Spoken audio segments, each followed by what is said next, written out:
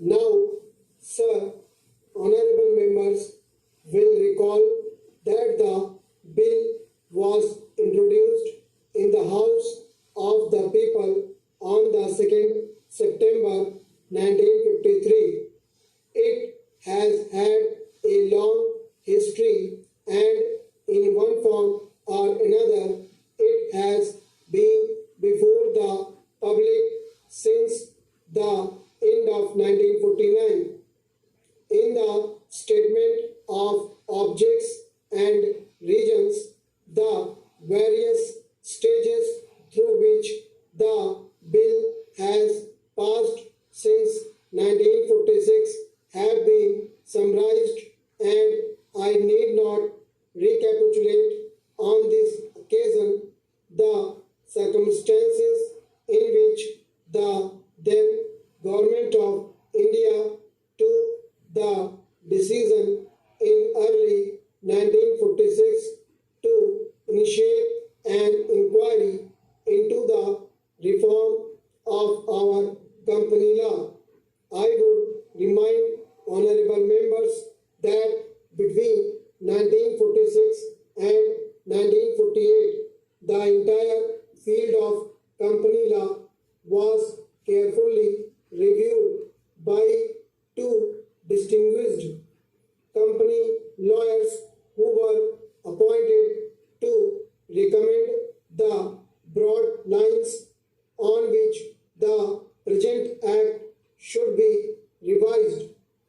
Their recommendations were examined in the then Ministry of Commerce, and certain tentative departmental views which emerged were circulated in a comprehensive memorandum to all recognized trade and industrial associations, bar associations, the high courts, and the state governments that brought us to the end of 1949.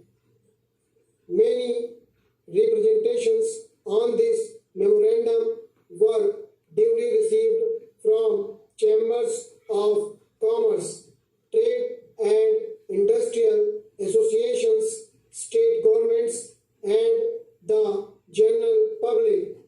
At the end of 1950, the Government of India appointed a committee under the chairmanship of Sri Bhabha to go into the entire question of the revision of the Companies Act with particular reference to its bearing on the development of trade and industry in this country.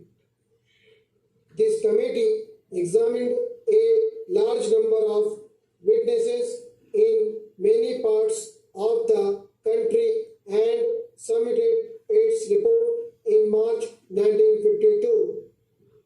This report again was circulated to all state governments, chambers of commerce, trade associations, high courts, and many other bodies.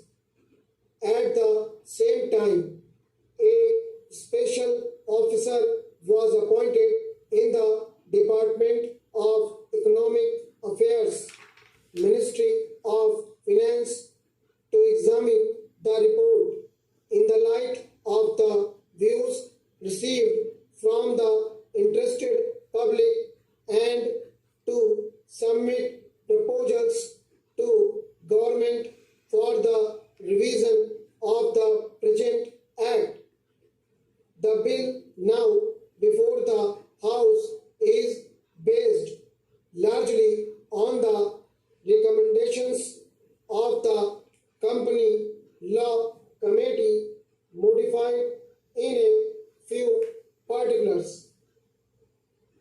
Honorable members will notice that so far as public relations go, the bill has covered adequate ground. In a measure like the Companies Bill however, which covers the entire field of the operation of joint stock companies. The limits of consultation and discussion can never be exhausted, and I would like to inform honorable members that although the bill was introduced in Parliament over 7 months ago, our officers have been engaged throughout this period in further studies and informal discussions with the interests concerned, and on occasions I have also participated in such discussions. I have also given some further thought to some of the issues arising out of the bill, and I propose at the appropriate stage to bring before the select committee any changes in the provisions of the bill which seem to me to be worthy of consideration in the light of this further examination.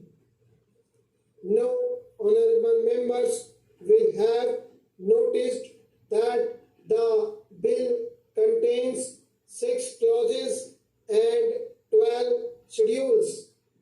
I think it is probably one of the longest legislative measures in recent legislative history, but its size might be regarded as misleading unless I make a few comments. The bill is both, one must remember, a consolidating and amending measure. As mentioned in the statement of objects and regions, this is the first opportunity which has occurred since 1923 for the consolidation of the Companies Act.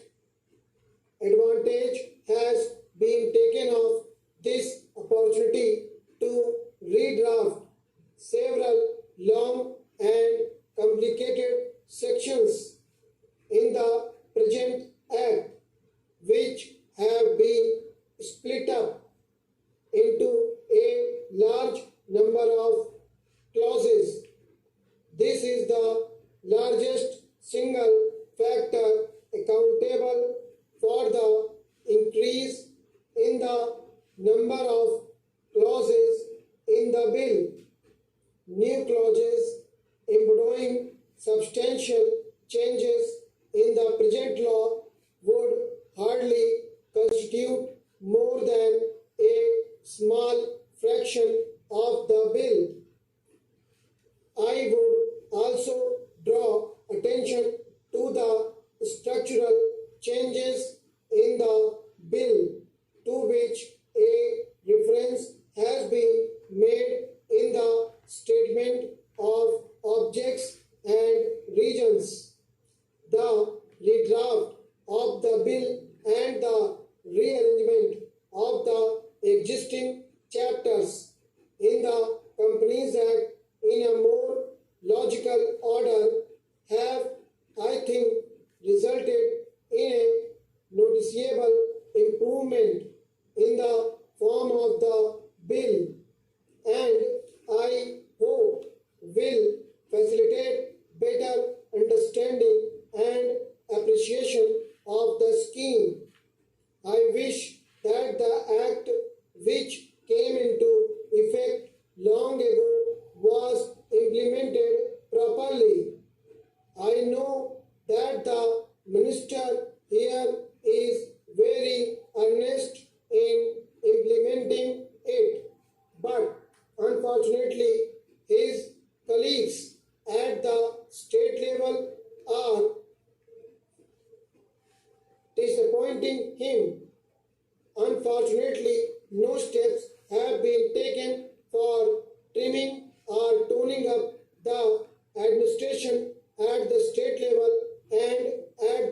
level. They have to be taken